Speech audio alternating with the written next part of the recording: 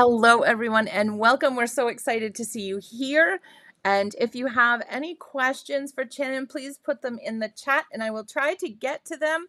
We have about a half an hour. Sometimes, if we get a little chatty, it stretches to 40 minutes, but we try to do about a half an hour with questions. But there's so much in getting to know this amazing designer coming up for this amazing event, Color Your Life, the collab with Amy Tan and Altenew. Beautiful products in the kit. So let's get started. So Channin, please tell us a little bit about yourself. I'm a long-time crafter. I've been crafting ever, basically since birth, practically. I've always been kind of into drawing and kind of discovered crafting when my mom used to do like craft fairs, kind of.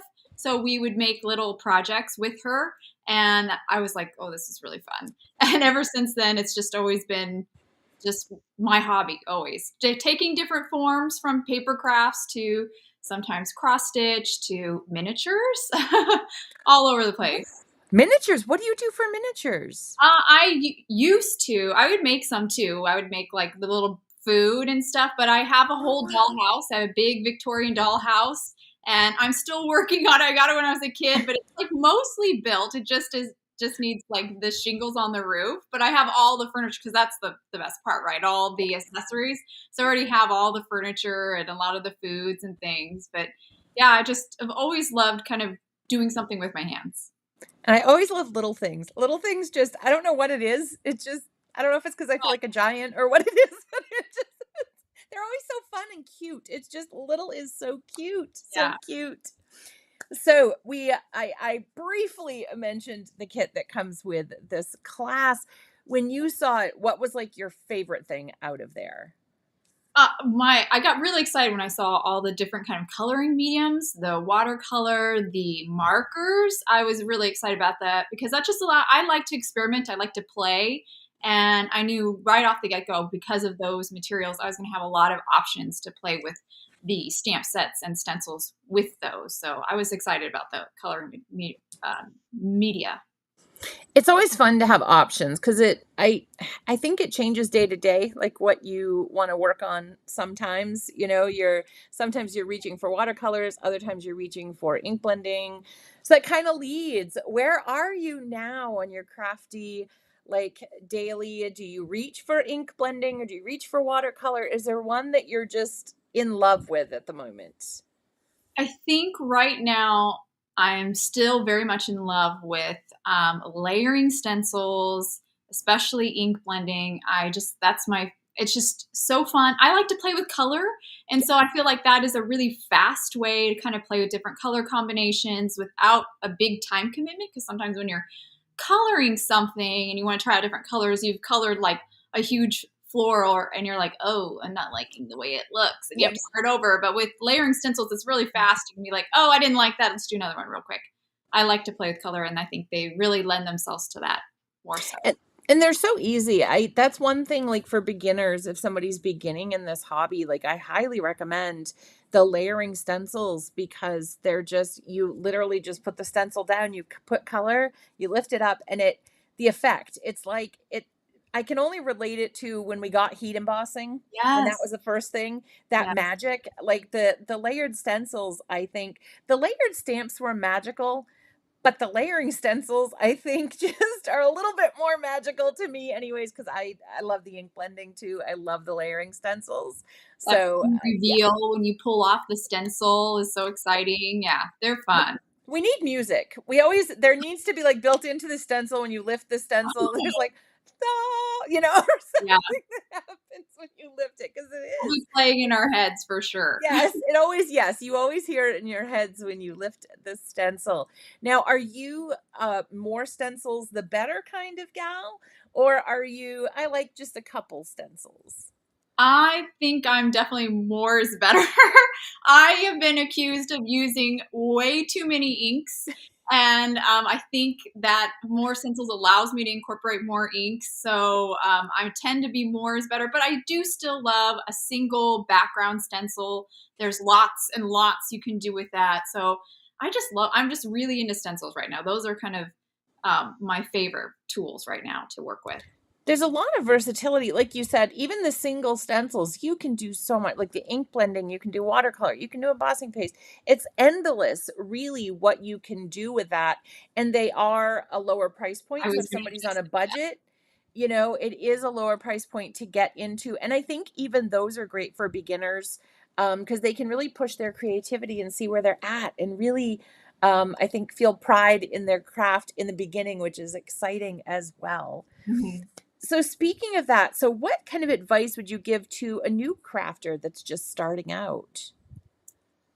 First, don't compare yourself to other crafters. Most of them, especially people who are out on Instagram, have been doing it for a very long time. So don't ever compare, and just experiment. Don't be afraid to fail. Just experiment, because the more you're doing, because I don't know about other people, but for me, sometimes that fear of failure just kind of stops Mhm. me in my tracks, and then I don't even try. And you can't get any better unless you're actively trying to, just play. So don't worry about failure, and don't compare yourself to others.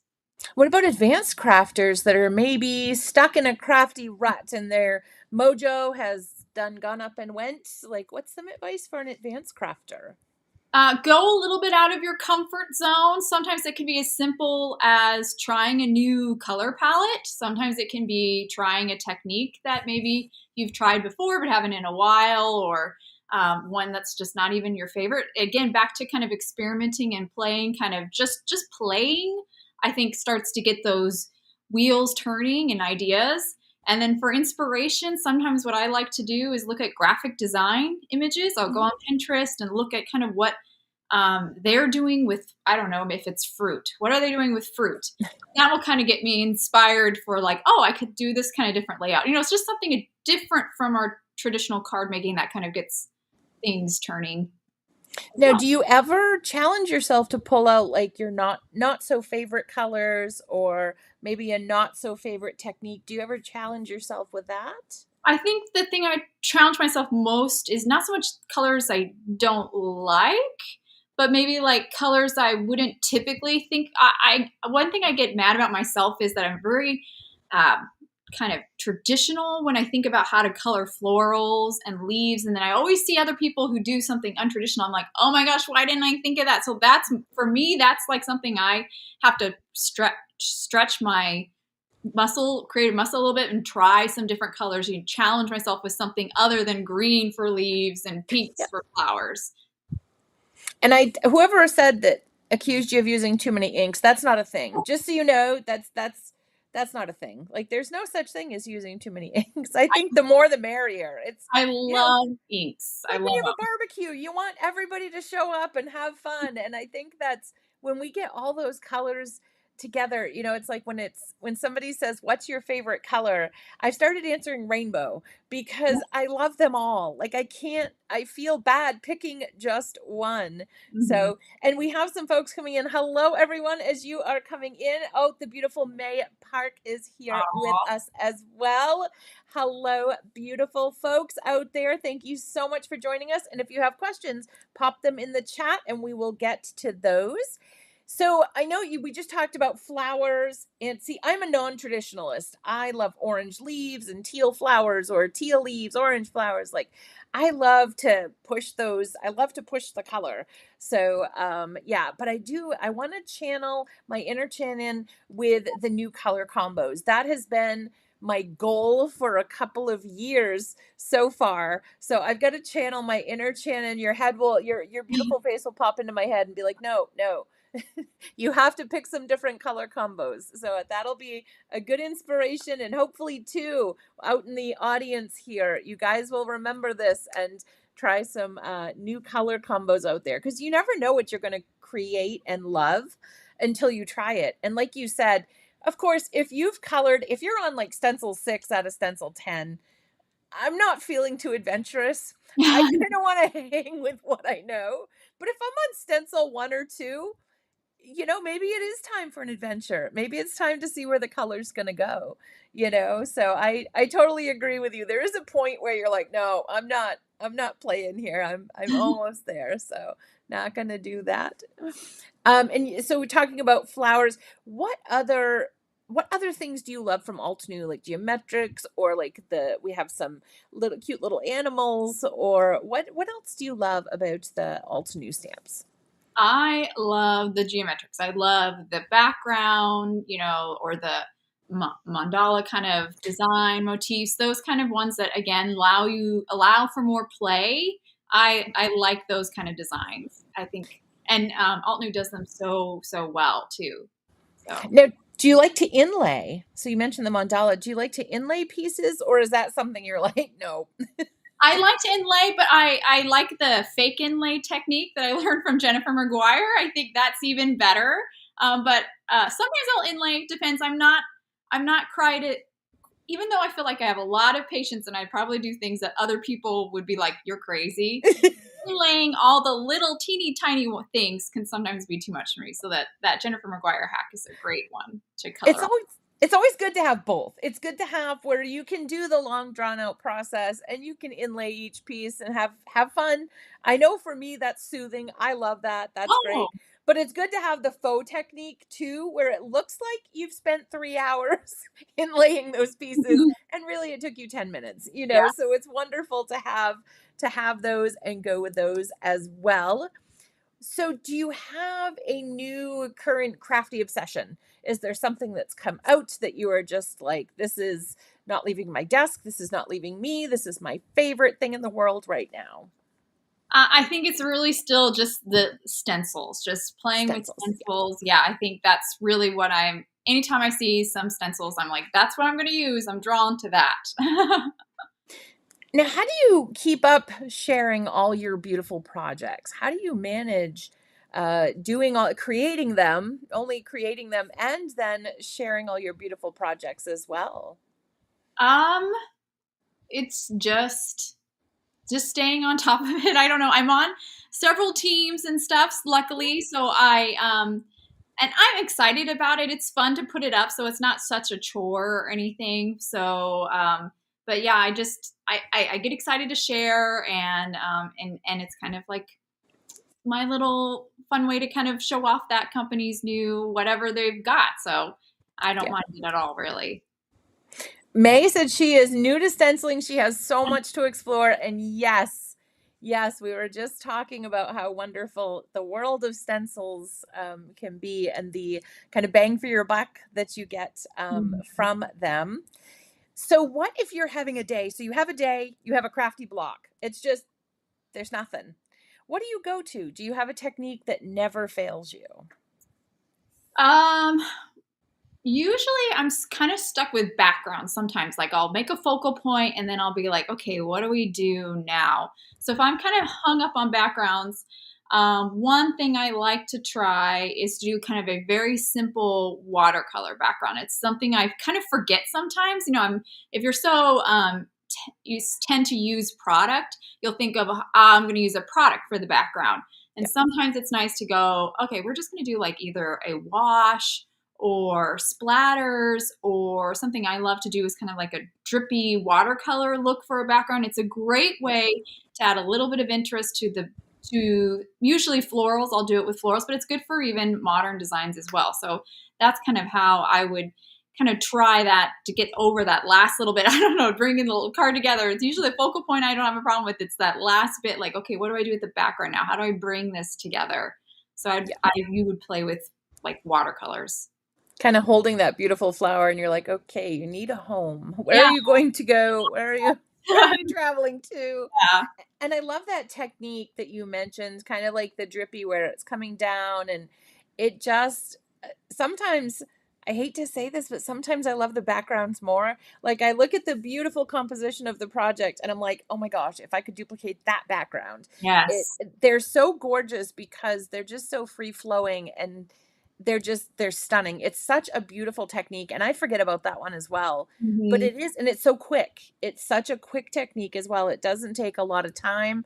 And it's really, a beginner can do it as well. It's great for all skill levels. So yeah, that's an amazing technique to bring up. And I think we forget. We forget techniques even in our own our own place. I think we get stuck in good crafty ruts, meaning that we are loving to do ink blending on a background, or we're doing embossing folders, and we keep doing it, and then we forget about those simple ones that we kind of step away from a little bit. So it's exciting to find them again. So now I want to make a bunch of drippy backgrounds. Very excited about that. So you mentioned usually you don't have a problem with the focal point. Is that your first when you opened, say, the box for this amazing class, were you instantly like, okay, this is my focal image, I can see that kind of coming together? How do you design when you see like a kit? So I think it's a combination of both a little bit, because sometimes I'm inspired. I'll just see, oh, that's a pretty image. I really like that image. I want to use it. Okay, now what? Or sometimes I'll see a stamp set and I'll go, oh, this technique will work really well with this stamp. So it's a little play between both.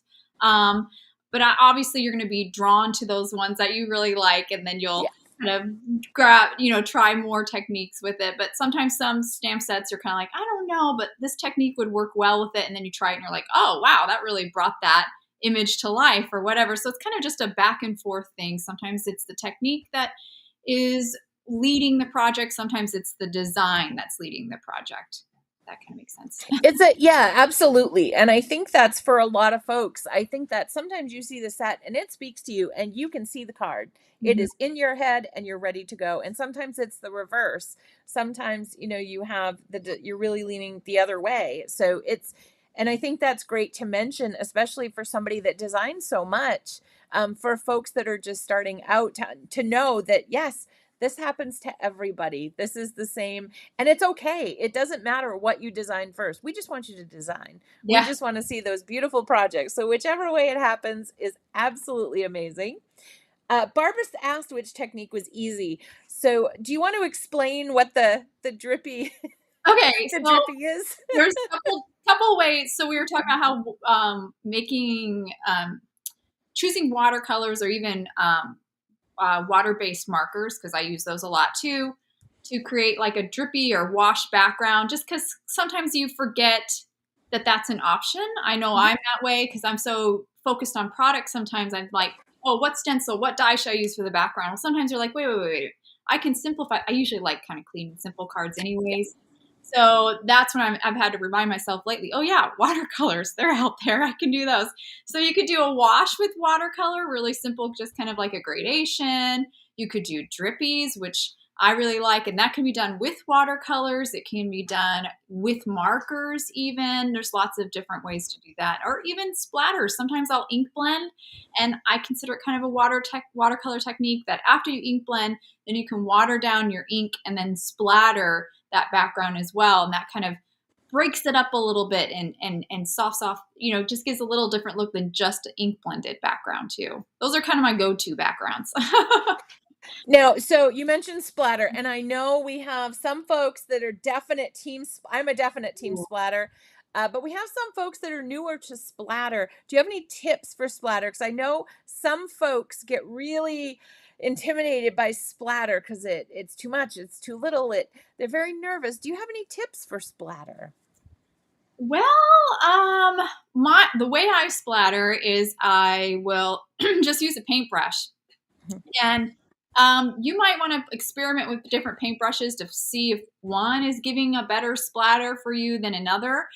I'll give you my second hint too after that. But so I'll just load up my brush with whatever watered down ink. Sometimes it's just plain straight watercolor. And then, so with my loaded brush, I'll kind of tap it on my finger, or have my finger tap the brush either way to kind of get this splatter. And I like variation in my splatter. The more you load the brush though, the more water, the more drippy, you're going to have bigger splatters. The less, it's going to be more fine.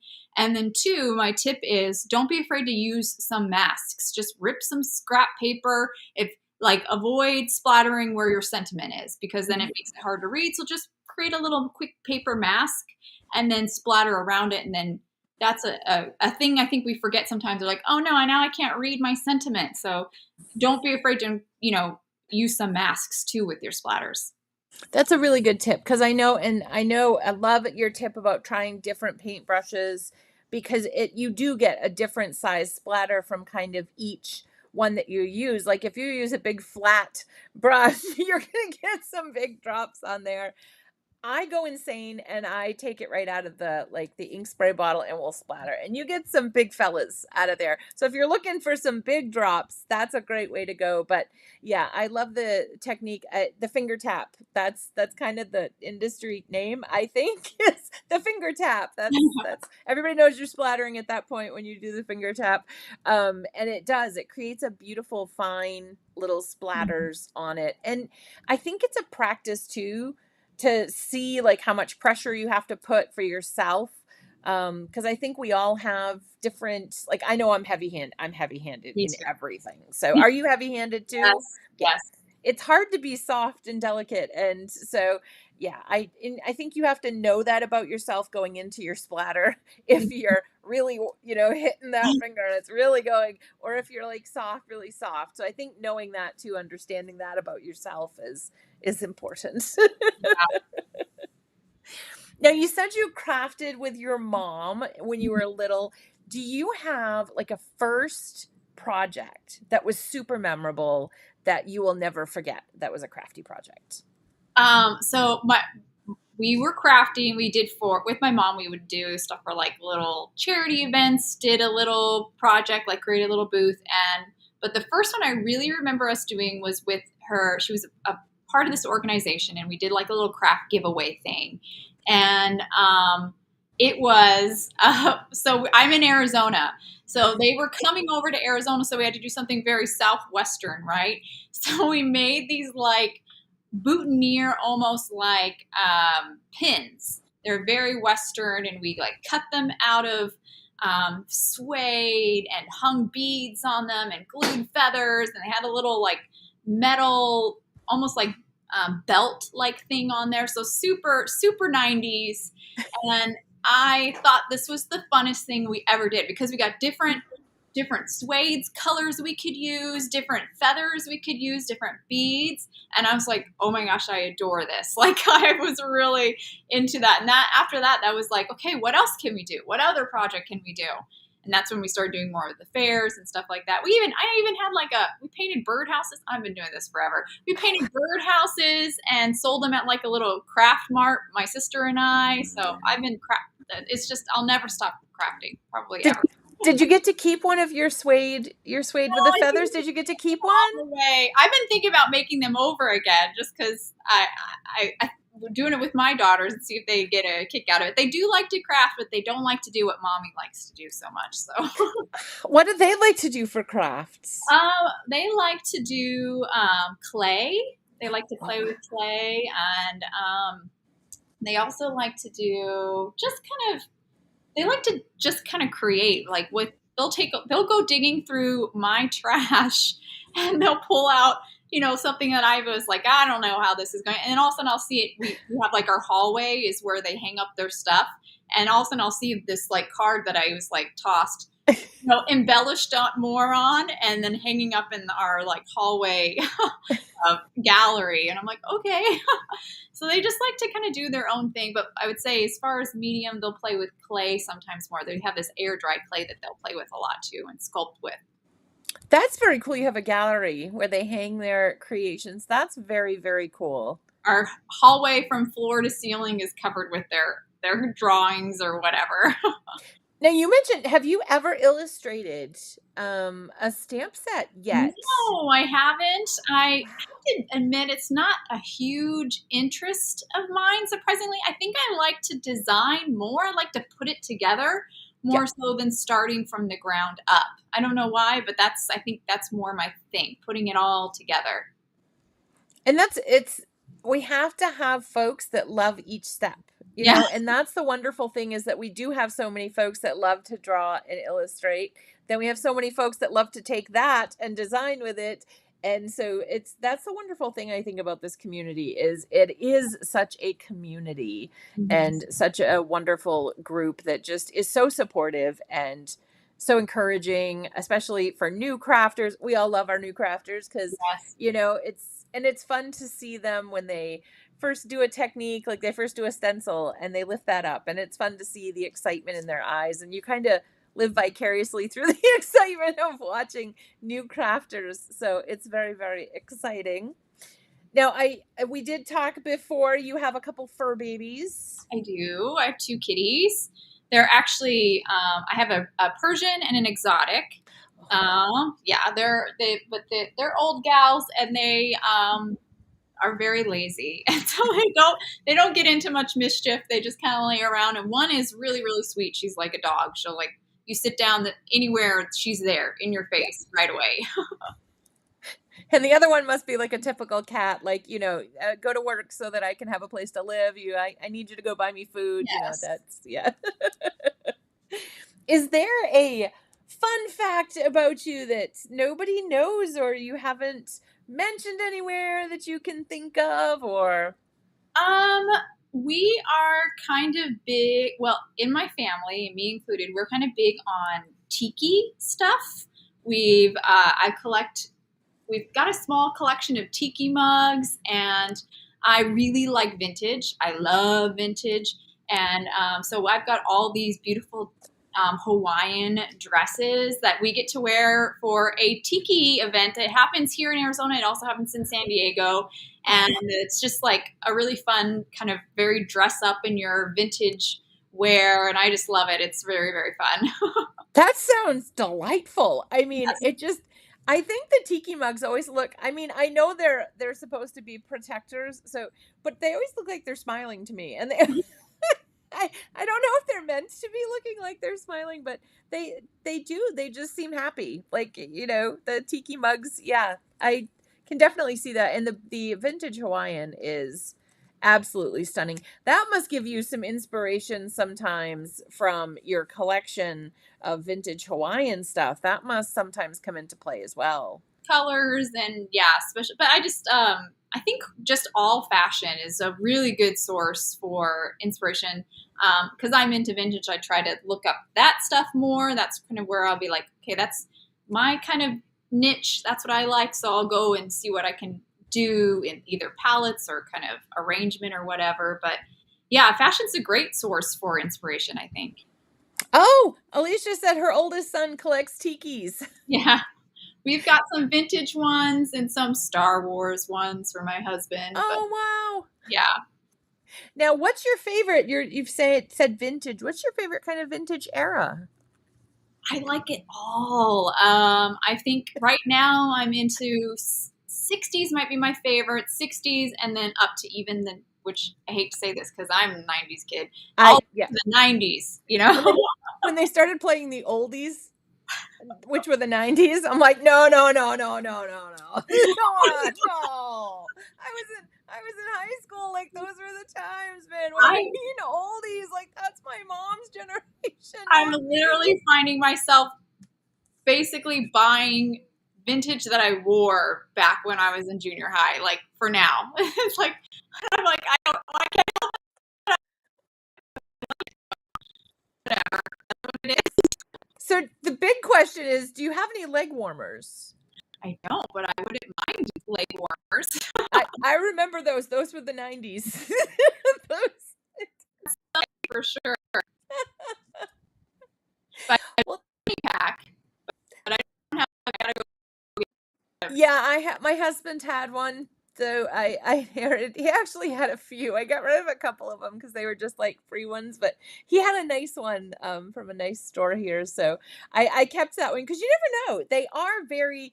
I know they get a lot of jokes, but they're very resourceful. You can carry a lot of stuff and not have to worry about, oh, I put my wallet down, which I'm horrible at. I forget that I brought it with me and I left it places. It's bad. So I think I need a fanny pack. Oh, and she froze. Channin froze at the end. Can you still hear us? Oh, goodness. I'll give it just a second.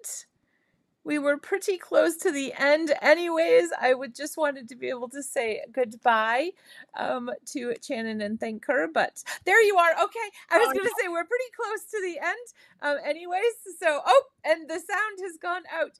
Okay. So we did good. We made it.